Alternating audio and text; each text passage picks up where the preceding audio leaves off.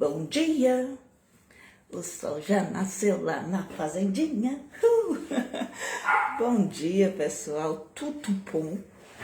Espero que sim, ao vivo, no meu perfil pessoal. Hoje eu tô só no perfil pessoal, que na internet tá pela hora da morte. Eu tava ali, sabe, trabalhando, né? Mas esse dia, trabalhando não, tentando, obviamente. Nem sempre a gente tá naquela vibe de, oh, que vontade de trabalhar, né? E aí eu pensei, gente, eu preciso falar sobre isso, né? Sobre o que a gente vai falar hoje? Sobre a questão do projeto, né? Por que que a gente tem tanta resistência a trabalhar na perspectiva de projetos quando há mais de 10 anos, né? Tudo que a gente ouve falar acerca da educação meio que tem que ver essa pegada, né? Do projeto, da interdisciplinaridade e de tudo mais. Mas tem sempre uma grande resistência à questão do projeto, né? Eu, para falar da resistência do outro, eu começo falando da minha resistência, né? De como eu vejo, de como eu enxergo a coisa. E começo a fazer uma análise do porquê que eu enxergo daquela maneira, para poder conseguir modificar a minha estrutura de pensamento. Não é fácil a gente modificar uma estrutura de pensamento quando a gente aprendeu a fazer daquela maneira. Primeiro, eu estava aqui avaliando que se a gente não gosta de projeto, é porque a gente não sabe projetar. Segundo, se a gente não sabe projetar, é porque a gente não foi ensinado a projetar. Então, como é que a gente começa a colocar em prática algo com o qual a gente não concorda, porque a gente não entende, porque a gente não aprendeu como se faz, e por assim dizer, a gente não vê utilidade, né? Se não tem utilidade, por que eu vou fazer? Não. Todo o sistema de ensino, né, tradicional, trabalha não com a ideia de projetar, não com a ideia de construir, não com a ideia de você partir de um problema e solucionar aquele problema a partir de ações que você vai traçar. Não, todo o sistema educacional ele foi moldado, né, para que você siga exatamente o caminho que o outro seguiu, que já se sabe que vai dar certo. E o projeto em si, ele não é algo que você deve contar com a certeza de que se eu tomar essa ação, eu vou ter esse resultado. Eu estava conversando essa semana mesmo, né, com alguns professores e também na rede social, no meu canal do YouTube, na minha página, acerca do como a gente emprega esforço todo ano em um projeto, praticamente a nível de Brasil, né? Em todo canto que você passar, as pessoas vão estar trabalhando basicamente um único tema, que é a questão da leitura. E por que que a gente falha miseravelmente, né, no momento de planejar ações para que as crianças desenvolvam um hábito, um gosto pela leitura? Por que que não dá certo? É uma questão de você ficar se perguntando. Eu perguntava para uma amiga minha, ela dizia, me ajude a criar umas ações aqui, porque tá difícil. Eu falo, mas é todo ano a mesma coisa. Todo ano vocês têm projeto de leitura, todo ano vocês têm o Soletrando, que também é voltado para a questão da leitura. Por que é que vocês continuam traçando ações todos os anos e essas ações na prática não se efetivam em algo que leve, né, que construa o gosto pela leitura? Não seria porque a gente está sempre pensando as mesmas ações, da mesma forma, com base naquilo que a gente aprendeu, que era daquele jeito? Ora, se eu sento, por exemplo, para planejar o meu dia, né? Comigo, eu não estou pensando a nível do outro, eu não estou pensando a nível do coletivo, eu estou pensando a nível individual. Quando eu sento pela manhã para planejar o meu dia, né? Se eu não planejei anteriormente, eu abro o meu olhinho, me espreguiço e penso, sim, o que eu vou fazer hoje? O que já está determinado que eu tenho que fazer? E o que eu posso projetar, eu posso planejar? Então a gente consegue viver muito mais tranquilamente dentro de uma rotina que a gente já conhece, porque a gente não tem que planejar absolutamente nada. A gente vai no automático. Não tem que fazer isso aqui. Então você levanta, escova o seu dente, lava o seu rosto, aí você faz o seu café, você toma o seu café e você pensa, vou arrumar a casa. Então aquilo ali lhe deixa numa zona de conforto, é tranquilo. É tranquilo pra gente saber que a gente não precisa fazer muita coisa. né? Porque já está pré-estabelecido que o que a gente está fazendo ou o que a gente vai fazer dá certo.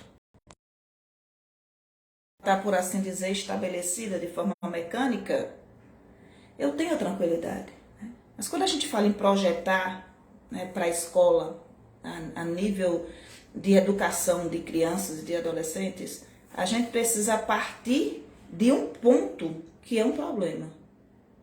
Não é isso que é um problema. Né? E a gente precisa partir do olhar de uma diversidade de sujeitos em relação àquele problema. No geral, quando a gente pensa um projeto a nível de escola, o que é que nos vem à mente? Bom, vamos organizar todos os professores, né, num determinado espaço, num determinado dia, de uma determinada forma, e todos nós juntos vamos pensar coletivamente, né, na problemática, na questão da situação, na questão dos referenciais que a gente tem, na questão da ação. Só que existe um problema gravíssimo no momento que a gente pensa nisso. Boa parte dos sujeitos não está interessado em projetar coisa alguma. Porque boa parte dos sujeitos já acomodou com a ideia de que não dá para mudar. É assim, é desse jeito, né?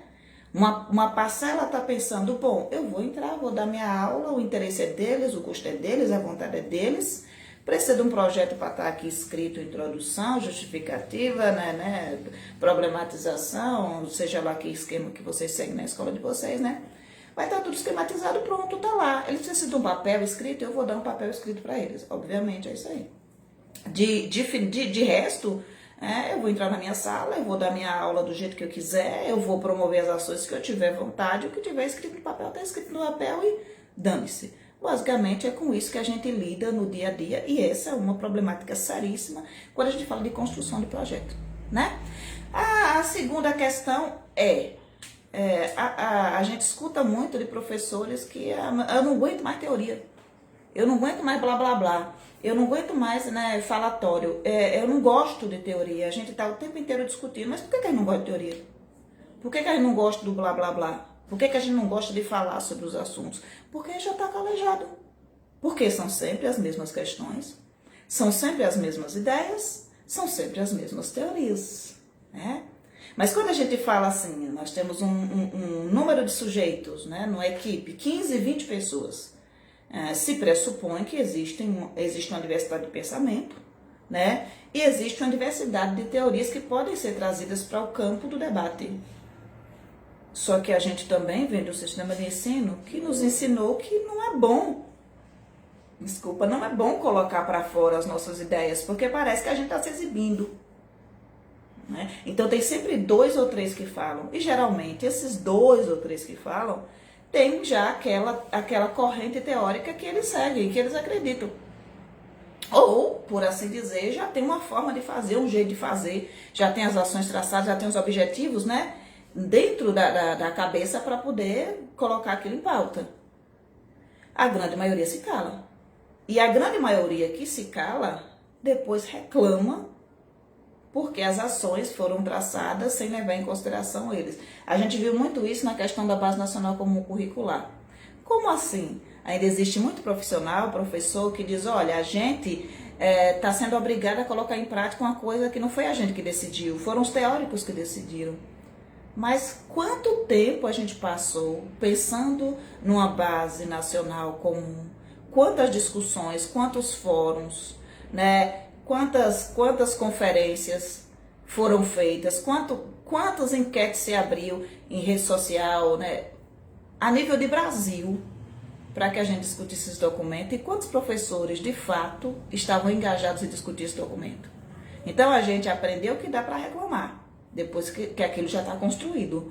Mas a participação na construção, muitas vezes a gente se isenta. Não é assim? Mas voltando à questão do projeto, né?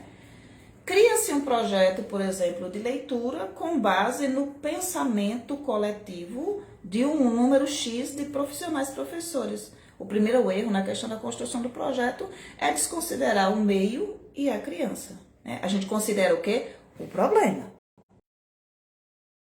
Muitas vezes a gente deixa de considerar, deixa de lado a questão do aspecto da aprendizagem significativa, que vem com foco em que a aprendizagem significativa, ela vem com foco no interesse da criança e do adolescente. Se não existe interesse, a possibilidade de que você tenha êxito em fazer qualquer coisa, ela é muito pequena, porque não existe interesse, de fato.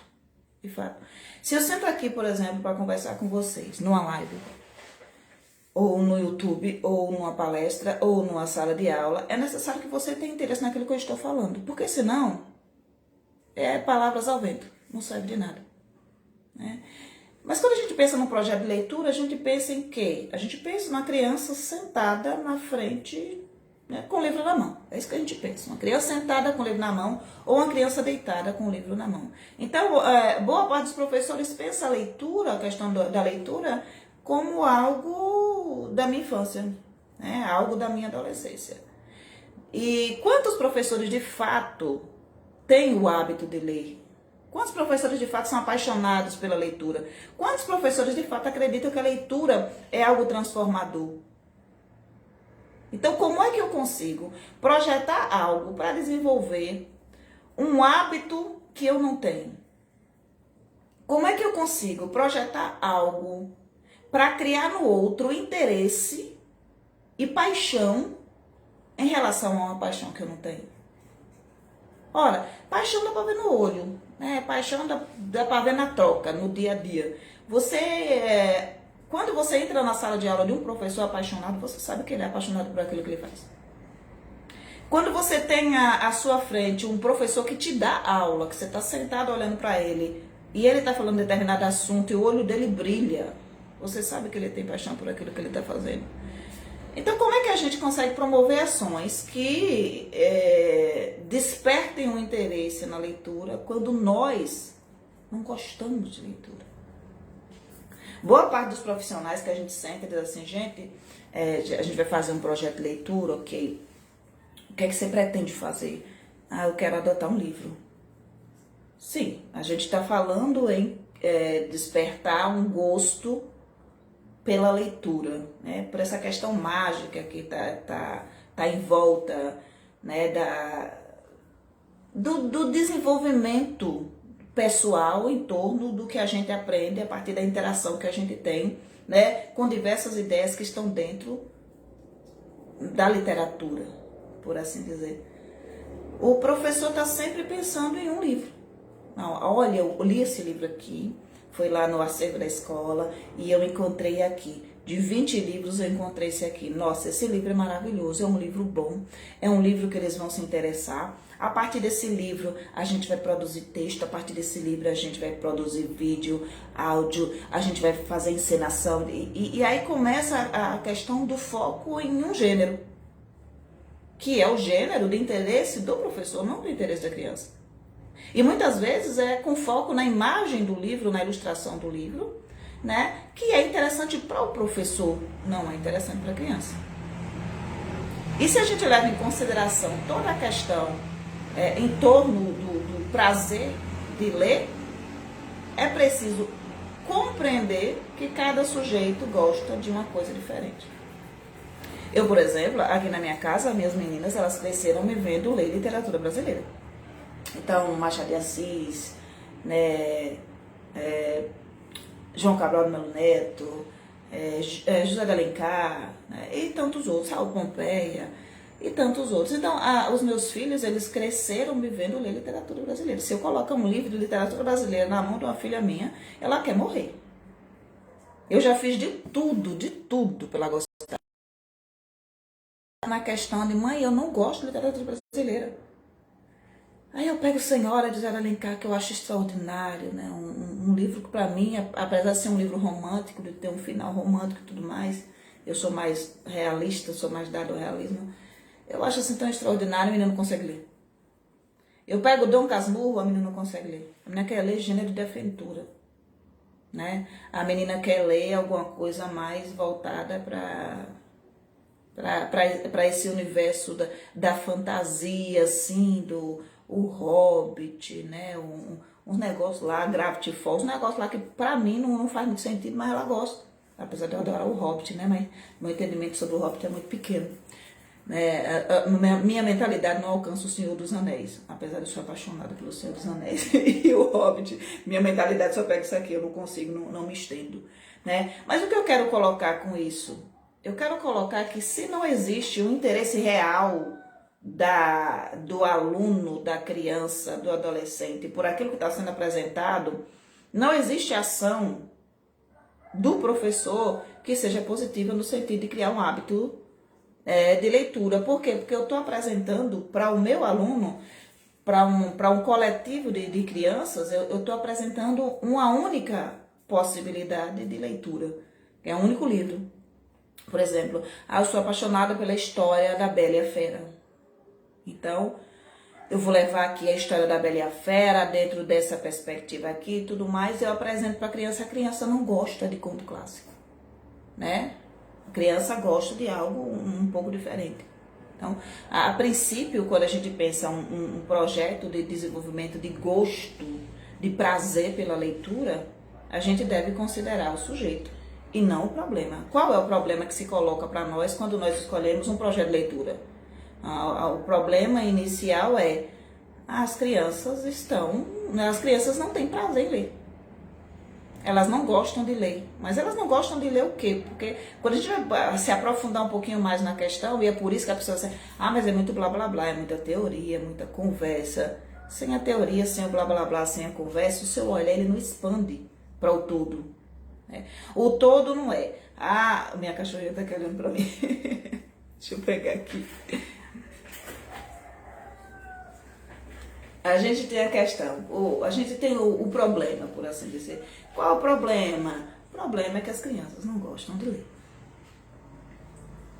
Mas elas não gostam de ler o quê? É a mesma coisa a questão. A criança, ela não cria foco, ela não cria atenção, ela não consegue se concentrar na minha aula.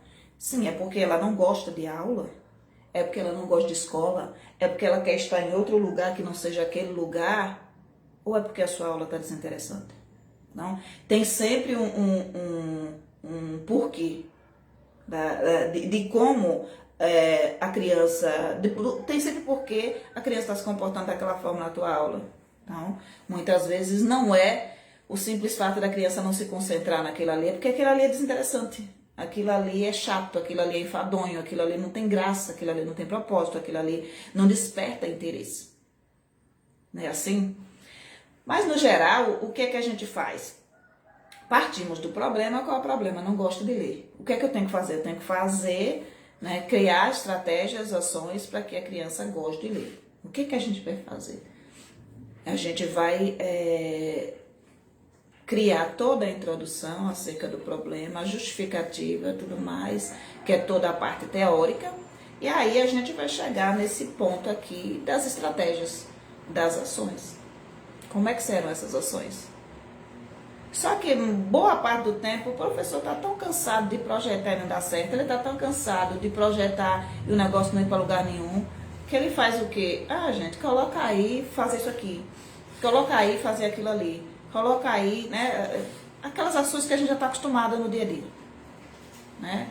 O que é que a gente vai fazer? A gente vai fazer leitura, a gente vai fazer produção de texto, a gente vai fazer encenação, a gente vai fazer isso, a gente vai fazer aquilo. Então, faz toda uma listagem de ações e esquece de aprofundar em cada uma dessas ações. Por exemplo, quando a gente lia lá na escola, que a gente sentava para fazer leitura, como é que essa leitura era direcionada? O professor dizia, não sei como é que era aí na sua cidade, no seu povoado, no lugar que você vive, mas aqui a professora dizia assim, hora da leitura silenciosa, né? A leitura silenciosa não era uma leitura que era feita para deleite, para prazer, para conhecer a história, para se alegrar com a história. Na leitura silenciosa era um treino, né? Um treino para quando chegasse o seu momento de ler para a professora, você lê direito. Então, senta aí que é para você já conhecer o texto, faz uma leitura silenciosa, aí a gente diz assim, tem um aluno que lê mais rápido, né? Eu, por exemplo, eu lia na velocidade da luz. Aí dizia, já acabei. A professora dizia, lê de novo. E lá vai eu ler de novo o mesmo texto. Eu já acabei. Então, a leitura era direcionada para quê? Para a questão da hora de fazer a pausa, do parágrafo, da vírgula, das reticências, da leitura de carreirinha e de chegar num determinado momento para ler para a professora e a professora avaliar. Isso aí era leitura na década de 80, na década de 90. Pelo menos foi o que eu tive contato. Foi com isso. Eu parava, olhava as ilustrações, observava as ilustrações e eu gosto. Sempre gostei de ler, sempre gostei de leitura. Mas eu fico avaliando os meus colegas que não gostavam de ler, que mal sabiam ler e que tinham que ter contato com o livro para treinar uma habilidade naquele determinado momento para chegar para entregar para uma pessoa. A tal da educação bancária tão colocada por Paulo Freire, assim, na velocidade da luz, né? Leia silenciosamente e depois entregue para mim. E como é que você cria hábito de leitura quando você está tendo contato com algo que você não quer e que serve apenas para outra pessoa julgar se você faz certo ou errado? Existe uma tensão, existe uma pressão muito grande, né, nesse momento em que a criança senta na frente de um professor que vai dizer para ela: você está lendo mal, você está fazendo errado, você não está fazendo direito. Então, a leitura quase sempre foi utilizada como uma coisa mecânica, uma necessidade. Você tem que saber ler, você tem que saber interpretar, você tem que saber fazer a pausa, porque no momento da avaliação, no momento da prova, você vai precisar da sua nota. E a gente ainda tem esse ranço de sistema, que é muito forte ainda, muito forte. Conversando com uma colega minha, uma amiga, ela ensina no ensino médio. E ela me diz assim: eles não gostam de ler. Não tem jeito, é um texto pequenininho, eu não consigo fazer esses meninos lerem. Grande, pró, eu não gosto. Pró, eu não consigo. Por quê? Porque não existe, de fato, um estudo voltado para o aluno, né? Eu não falo do estudo de uma teoria, não. Teoria que bem tem. De um estudo pessoal do professor em relação à sua turma. Para entender o que essa criança gosta. Por que essa criança gosta? O que desperta o interesse dessa criança? Qual o gênero textual que essa criança tem identificação? Para que a partir daquilo ali eu consiga puxar ela para outros cantos. Não quer dizer de maneira nenhuma que um aluno vai passar a vida inteira dele lendo apenas ficção científica. Ou a vida inteira lendo apenas conto clássico porque ele só gosta daquilo. Não é. Mas quando a gente fala de aprendizagem significativa, a gente parte de um interesse. E qual é esse interesse?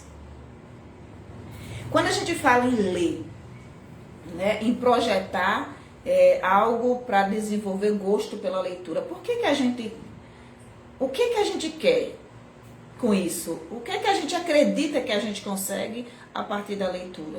Se está tudo, na nossa mente está tudo muito interligado. Se a criança ela consegue ler e ela consegue interpretar bem, obviamente ela vai conseguir ter um vocabulário melhor, ela vai conseguir escrever com mais coerência, ela vai conseguir fazer textos que tenham uma maior coesão. A leitura ela vai dar para a criança e para o adolescente um suporte para que ele consiga resolver os problemas, seja da área de humanas ou seja da área de exatas. Esse é o ponto-chave. Mas voltando novamente ao princípio da questão.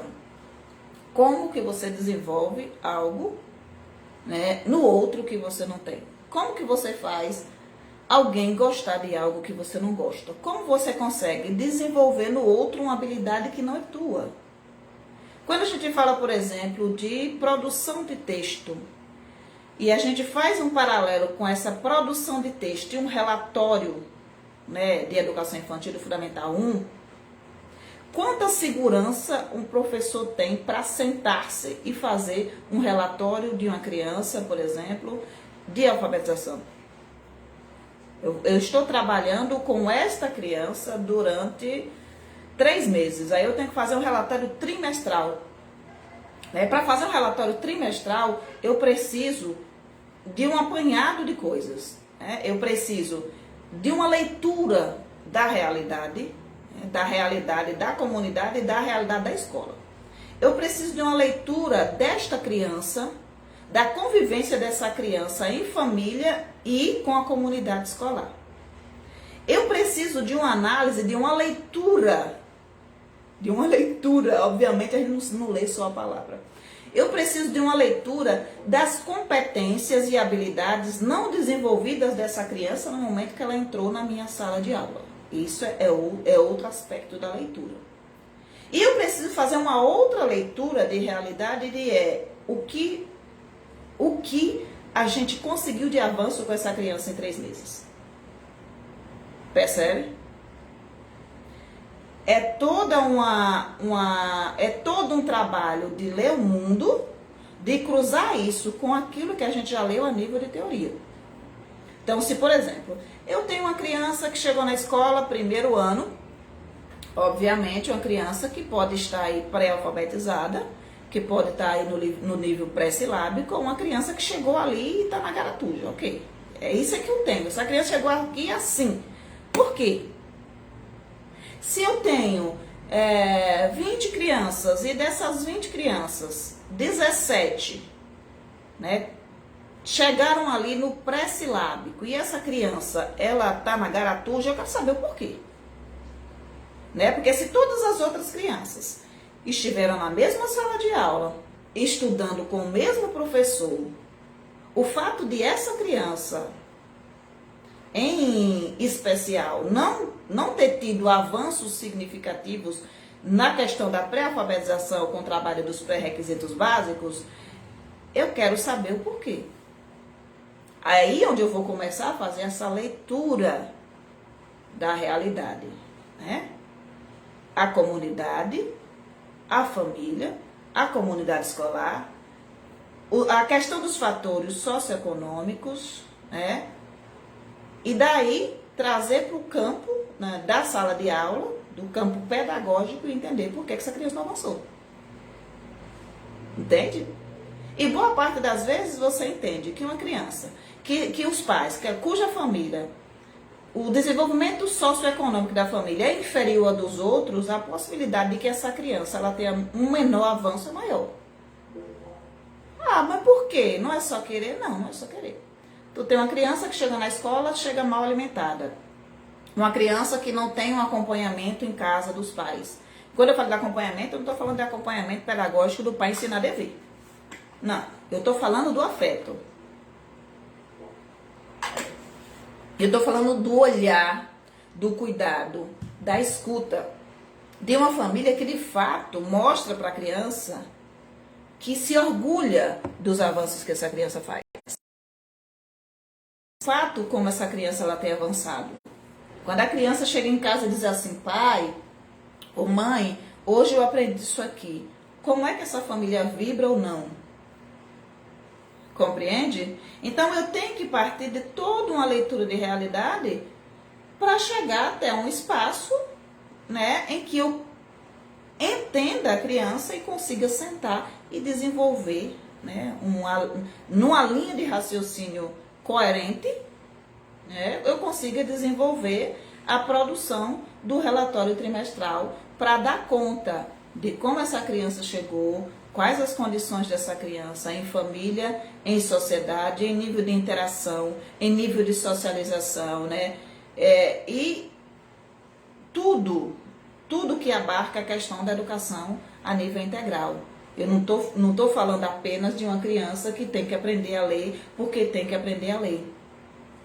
Eu estou fazendo toda uma investigação para sentar e fazer um relatório e dar conta de que aquele relatório sirva para alguma coisa. Que ele seja coerente, que no momento que uma outra pessoa, né, terminei aquele ano letivo com aquela criança, consegui determinados avanços, né, deixei o relatório lá. No ano, né, posteriormente, um outro professor chegar e pegar aquele relatório e pensar, bom, esse é o relatório do João. Qual é o caminho que o João vem fazendo até aqui? Né? Quem é essa criança? Então, o relatório também ele funciona como um facilitador do trabalho pedagógico, de outro professor, não apenas do nosso, que estamos ali observando, né, analisando, avaliando, vendo onde é que a gente pode, onde é que a criança ela não desenvolveu habilidades, para que a gente promova, através de ações significativas, uma melhora da habilidade daquela criança naquele aspecto. Não é assim? Basicamente é isso que a gente faz enquanto profissional, professor. Olhando essas, mas sistematizando dessa maneira, colocando dessa forma, colocando em tópicos assim, parece fácil. Parece, mas não é. A mesma coisa quando você pede a uma criança que produza determinado texto. Parece fácil para você que conseguiria produzir um texto de 20 linhas sentado numa cadeira a partir da leitura de um livro. Para a criança não é. Então, sempre que a gente vai solicitar dos nossos alunos qualquer tipo de atividade, qualquer tipo de avanço, qualquer coisa que seja, sempre que a gente vai puxar algo do nosso aluno, a gente precisa pensar, né, a um nível mais elevado, digamos assim, o que é que a gente é capaz de fazer, se fosse pedido para a gente a mesma tarefa. Então, pegue sempre o que foi mais dificultoso para você, o que dá mais trabalho, o que faz com que você trema na base. E aí, no momento que você for sentar para fazer aquilo, você pensa, você desenvolve algo que é maravilhoso, que desde a educação infantil já deve ser desenvolvido, que é a empatia. Para você conseguir se sensibilizar com as dificuldades do outro. E a partir do momento que você se sensibiliza com a dificuldade do outro, você entende que a sua ação deve ser uma ação, esqueci a palavra agora, que você deve listar ações que sejam de fato significativas para que aquela pessoa se sinta à vontade de fazer aquilo.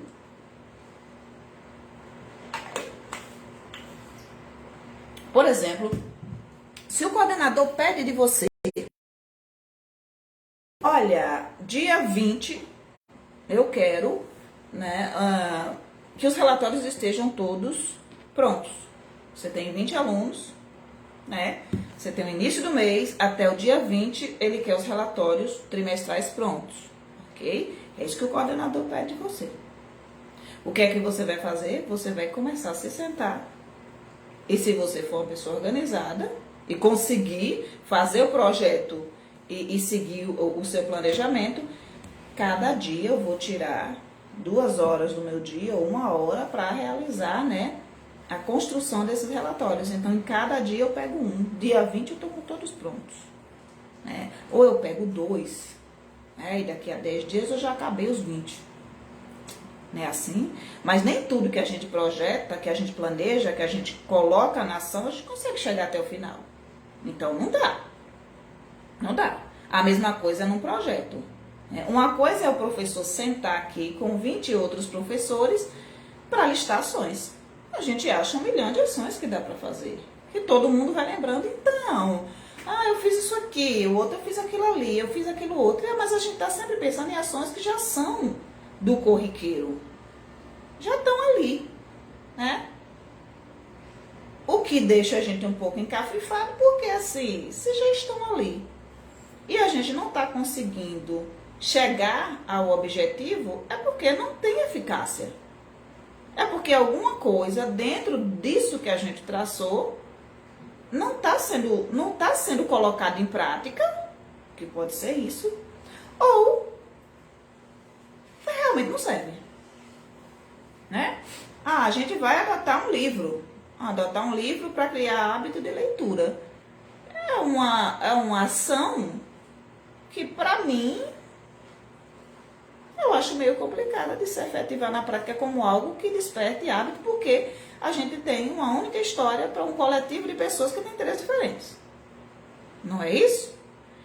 Aí eu penso, não, eu vou desenvolver um projeto de leitura e vou deixar que as crianças escolham o que elas querem fazer, o que elas querem ler, como elas querem trazer essa leitura para cá. Ok. Não pensar assim nessa diversidade de textos. Então, vai ter criança que ela vai querer trabalhar com gibi. E se você tiver 50 gibi, ela vai ler tudo. Porque ela gosta de gibi. Vai ter criança que vai pender pro clássico. Vai ter a criança que vai pender, sei lá, pra bula de remédio. Indo para um extremo aqui. Mas pensa bem.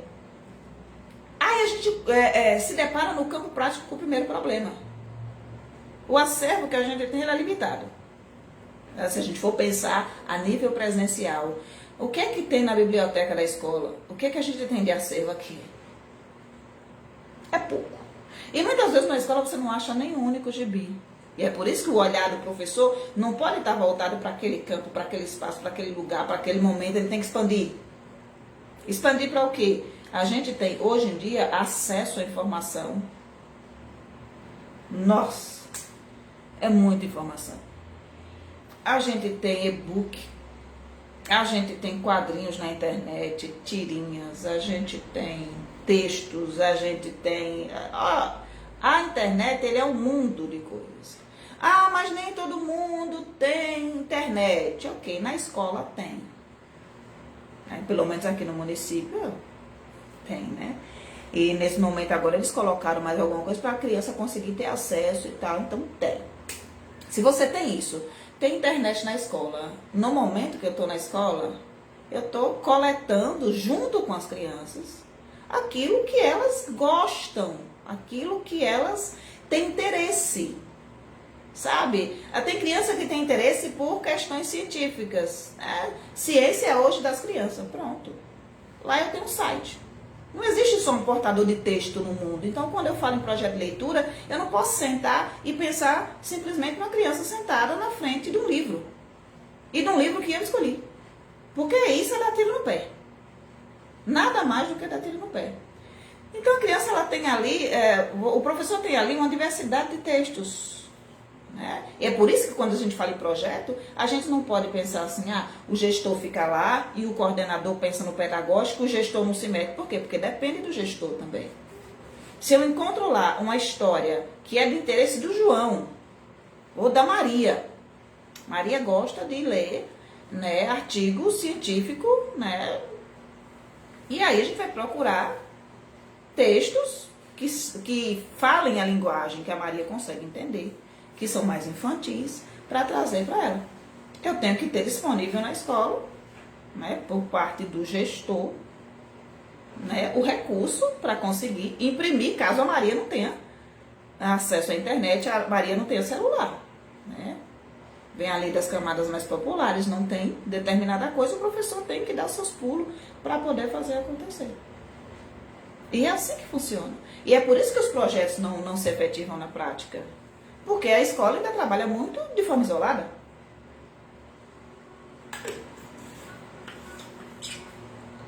A nível de Brasil, não sei nem se do mundo, mas Brasil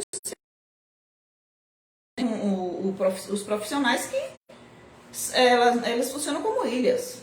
Né? Cada um no seu quadrado. Tá bom? Eu fico no meu canto, você fica no seu, você não se mete na minha vida, eu não me meto na sua vida. Então, o senso de coletividade não existe. Quando a gente fala em projeto político-pedagógico, né, elaboração de projeto político-pedagógico, você pensa num coletivo de sujeitos trabalhando em torno de um projeto que o valha, que sirva para alguma coisa. Então é preciso o entendimento da comunidade, o entendimento da realidade, a leitura da realidade, a leitura da história da comunidade, da história da escola, né, do perfil dos pais dos alunos. É um emaranhado de coisas que a gente não tem acesso conversando com uma pessoa. Não funciona assim, não é desse jeito. Mas existem prazos. E existe a correria. E existe o papel precisar estar dentro da gaveta. Mas, para ter acesso, por exemplo, à história da comunidade, eu preciso do trabalho de pesquisa, ouvindo diferentes sujeitos que estão inseridos nessa comunidade. Então, eu tenho que ir na casa de um, eu tenho que chamar fulano de tal, eu tenho que colocar os alunos na ativa para fazerem a busca dessa história, envolver, de fato, toda a comunidade escolar em torno da produção desse projeto. Só que, na maioria das vezes, não se efetiva dessa forma. Se efetiva, fale com fulano, que fulano sabe, aí você pega, escreve e bota no papel. Então, não há significado, nem para quem está fazendo a elaboração do projeto político-pedagógico, porque o projeto ele se perde na construção. No momento em que a gente não valoriza, no momento em que a gente não chama a comunidade para perto. Então, a gente fala muito de gestão democrática, mas no campo prático, de democrático não tem nada. Tem uma coisa engessada, mecânica, feita, obviamente, não em todos os lugares, né? Eu queria que fosse num lugar ou outro dessa forma, mas é assim que a coisa vai se construindo. As coisas se constroem em torno de 2 ou 3 sujeitos, que é a mesma coisa do projeto feito na escola. 2 ou 3 sujeitos falam, 2 ou 3 sujeitos, né, colocam um objetivo e traçam as ações. Né? O outro não quer, o outro quer se sentar. Por quê? Porque ele quer trabalhar sozinho. Bom, eu sempre trabalhei projeto de leitura assim, eu vou trabalhar projeto de leitura assim. Só que acontece que não funciona, o objetivo não é alcançado. Se o objetivo não é alcançado, para que projeto? Se eu tenho um objetivo para alcançar, no momento que eu faço um projeto, né, bora colocar da forma simples, vou projetar uma casa, né? Projeta essa casa desde a planta. Para construir essa casa, eu vou precisar de quê? Vou precisar de material, vou precisar de engenheiro, eu vou precisar, né, de pedreiro, eu vou precisar de servente de pedreiro, eu vou precisar de uma série de sujeitos envolvidos na efetivação desse projeto. É uma casa, não é assim? Se você chega para construir a sua casa e o terreno tá ali e ele é irregular, você vai precisar tornar esse terreno plano. Você vai precisar de umas caçambinhas de areia, de entulho, de tudo mais para conseguir deixar o negócio plano. Não é assim? Eu acho, né? Não sou pedreiro e tudo mais. Mas acho que parte disso. Né? Acabou disso aqui, eu vou precisar de um engenheiro para a construção do projeto. Né? Para que essa casa não venha ruir. E ao final de tudo, se eu conseguir sujeitos que estejam dispostos a realizarem um trabalho de excelência, eu vou ter uma senhora de uma casa. Se eu achar um pedreiro meia colher, eu vou ter uma casa meia colher. Conseguem fazer um paralelo? Se eu, por exemplo, encontro um terreno top, né? Tenho materiais de excelente qualidade, tenho recurso humano, pedreiro, engenheiro, servente, o pessoal que vai fazer acabamento, tudo de primeira qualidade. Quando essa casa estiver construída, é uma casa.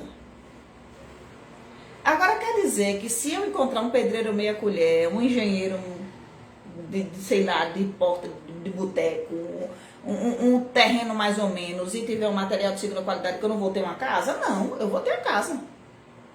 Ela vai ser construída. Eu vou conseguir colocar a casa em pé. Mas quais problemas eu vou ter futuramente na estrutura dessa casa? Compreende? Que tipo de areia foi utilizado? Qual a qualidade dessa massa? Então a gente tem uma gama de pessoas e uma necessidade de recursos materiais para poder construir uma casa que o valha. A mesma coisa quando a gente fala em projeto pedagógico na escola. Seja ele qual for, seja ele um projeto de leitura, seja um projeto voltado para a área da matemática, seja o projeto que for, eu vou precisar de uma gama de pessoas envolvidas naquele projeto. Uma colega perguntava certa feita por que ela tinha que colocar no projeto o nome da auxiliar dela. Por quê?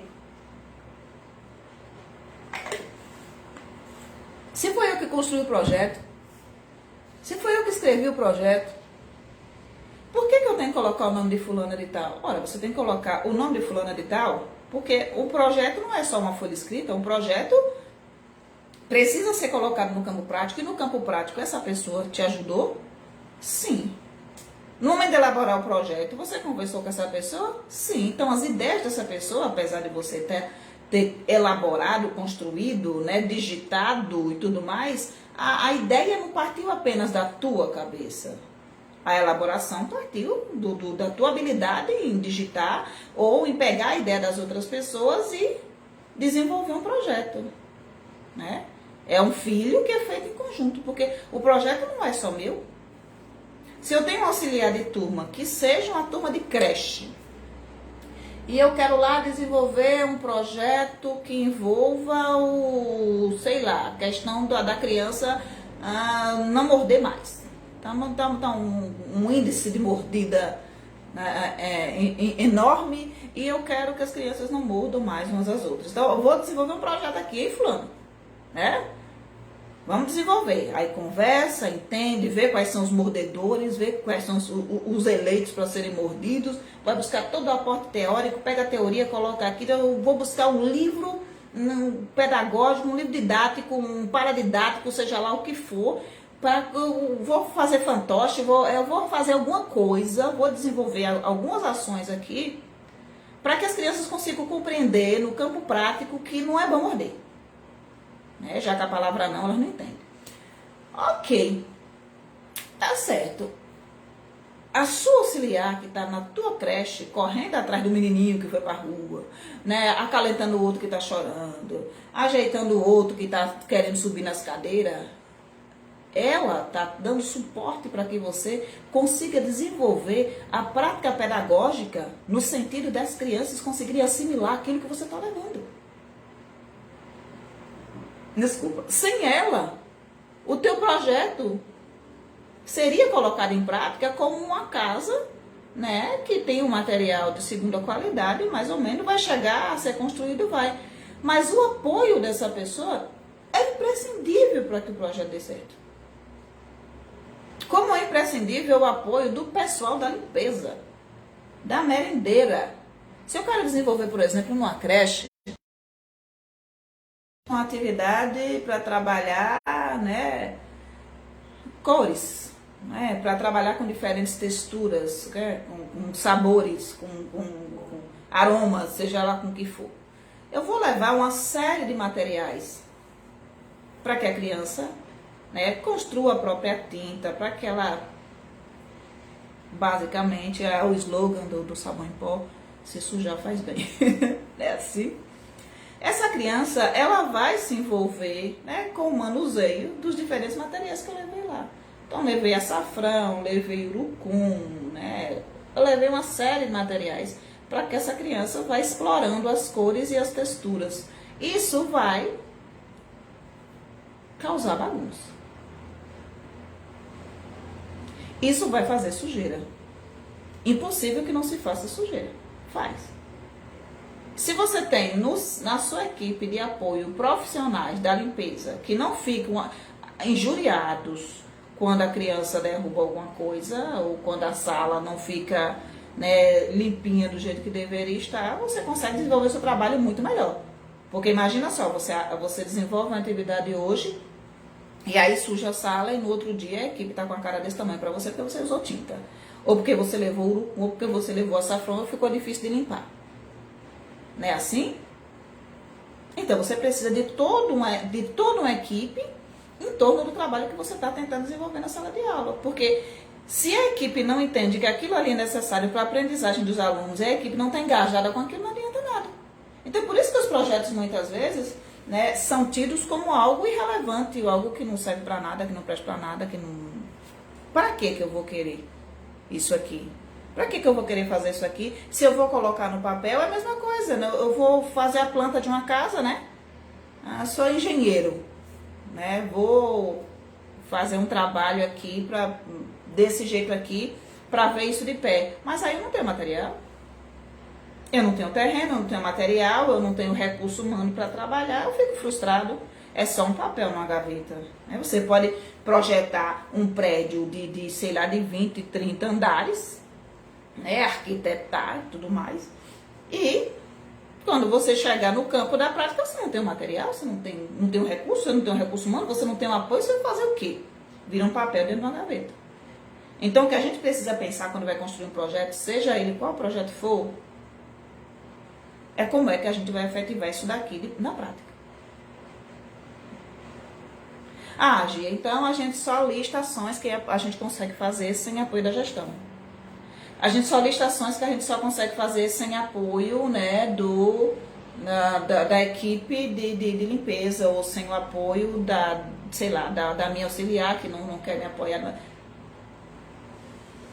É um negócio que a possibilidade de que se efetive, de que chegue ao final e tenha um resultado bom, é muito pequena. É muito pequeno, porque uma andorinha só não vai verão. Não é assim? Eu sou professor, quero fazer um projeto. Vou fazer um projeto para trabalhar com a questão, né, da violência.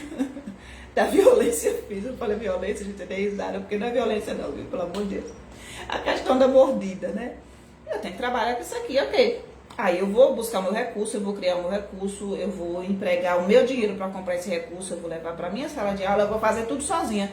Dá certo? Tá. Existe a possibilidade de funcionar? Sim. É como a casa. Vai ser construída? Vai. Seria muito melhor, muito mais fácil se você tivesse outras pessoas para se engajarem. Porque não adianta nada você na escola trabalhar para a criança não morder e chegar em casa o pai e a mãe achar bonitinho que está mordendo. Oh, Jesus, que bonitinho, mordeu. Morde aqui o papai. Entende? É você fazendo um trabalho na escola e a família desconstruindo na casa. É por isso que quando a gente pensa em um projeto, não dá para pensar no desenvolvimento de um projeto apenas a nível escolar. E sem a leitura de realidade, sem uma leitura do mundo em que a criança está. Não faz o menor sentido. Se eu venho com um projeto com base em questões matemáticas para a educação financeira, eu tenho que levar em consideração que dentro da minha sala de aula, por exemplo, de 3º, 4º ano, eu tenho crianças que o dinheiro que chega à mão delas é porque o papai deu, a mamãe deu. Mas eu também tenho que entender que existem crianças que estão correndo atrás do delas. Estão fazendo o corre delas. É aquela criança que já está na rua, com 9, 10 anos de idade, já está lavando o carro dela, como é aqui na nossa região. Já está limpando uma mesa em um lugar para poder conseguir dinheiro. Já está conseguindo o dinheiro dela e juntando para comprar bicicleta. Tem criança que já está. É criança, gente. Não é adolescente. Não é adolescente, não. É 9 anos de idade. A criança está lá. Todo dia ela sai, dá uma volta por ali, vai fazer um serviço para um, vai fazer um serviço para outro, ela vende um geladinho para a mãe, ela faz alguma coisa, ela consegue o dinheiro dela junto para comprar a bicicleta dela, ou então para comprar a moto dela, ou comprar minha moto. É assim. E elas vão com aquele foco, com aquela força, com aquela fé, que eu gostaria de ter, obviamente. E elas conseguem conquistar. Então, como é que eu vou trabalhar um projeto de educação financeira com o meu aluno, com os meus alunos, sem levar em consideração como cada um tem acesso ao dinheiro? Aí não faz sentido, porque às vezes, quando eu penso apenas da minha perspectiva, eu penso, bom, um monte de criança ali de 9, 10 anos de idade, então ali o dinheiro que elas conseguem é o que alguém dá. Se eu não dialogo com elas para saber, ou se eu não percebo a realidade socioeconômica da família dela para ver que ela já trabalha desde muito cedo, qual o propósito desse projeto? Um papel escrito numa gaveta. Então não faz sentido nenhum. Então, a próxima vez que vocês forem pensar na construção de projetos, pensem no blá blá blá, na teoria, na necessidade de desenvolver um diálogo, com as famílias, com as crianças, com toda a comunidade escolar, gestão, coordenação, professores, para a partir daí vocês entenderem de fato qual é a problemática que se coloca para ser resolvida. E não apenas a problemática. O problema é a criança não saber lidar com dinheiro. O problema é trabalhar um projeto de alimentação saudável. O problema é que as crianças só gostam de comer porcaria. Não é só o problema. Não se trata apenas de existir um problema para ser resolvido. Precisa partir do interesse deles de resolver o problema. Porque se for só o nosso interesse em resolver o problema, não adianta. Porque às vezes o nosso interesse para nós não serve. Muitos de nós ficam pensando assim, é um projeto de leitura, eu gostaria tanto de gostar de ler, mas eu não gosto de ler. Queria gostar de ler. Vou desenvolver um projeto para eu gostar de ler. E não funciona. Quando eu estou tendo interesse, eu não tenho a força. Nem tudo vai sair do jeito que a gente quer, mas pelo menos um pequeno avanço a gente tem que ter. Então, se eu estou há anos e anos e anos desenvolvendo um projeto para despertar o gosto de leitura e nem eu tenho gosto pela leitura, nem eu gosto de ler, alguma coisa está sendo feita errada. É começar todo um trabalho de investigação para entender o que é que eu posso fazer a respeito. Gente, muitíssimo obrigado por essa manhã, tá bom? Minha internet continua uma porcaria, uma pena, mas eu quero agradecer muito a vocês, tá? Cheiro, até mais.